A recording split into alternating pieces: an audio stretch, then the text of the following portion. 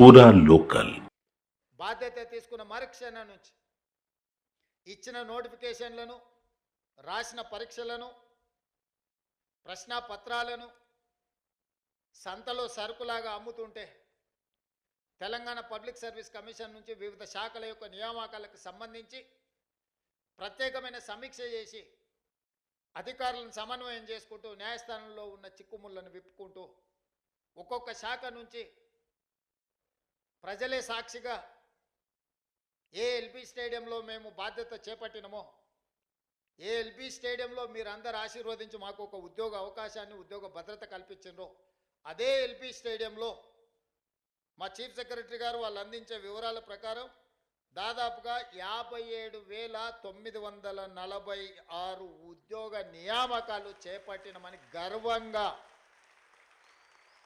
మీ ముందు నిలబడి నేను చెబుతున్నా. ఈరోజు మీరు అందరూ చదువుకున్న వాళ్ళు, లెక్చరర్స్ కాదు, పాలిటెక్నిక్ కావచ్చు, లేకపోతే జూనియర్ కాలేజ్ కావచ్చు, దేశ చరిత్రలోనే ఏ రాష్ట్రంలో అయినా మొదటి సంవత్సరంలో 57,946 ప్రభుత్వ ఉద్యోగ ఖాళీల నియామకం చేపట్టిన రాష్ట్రం ఏదైనా ఉన్నదా? మీరు సమయం తీసుకొని మీరు మొత్తం వివరాలు సేకరించి మళ్ళీ తెలంగాణ సమాజానికి మీరు చెప్పండి. ఇది మా ప్రభుత్వం మీ అండతో సాధించిన విజయం. ఈ విజయం అసామాన్యమైనది.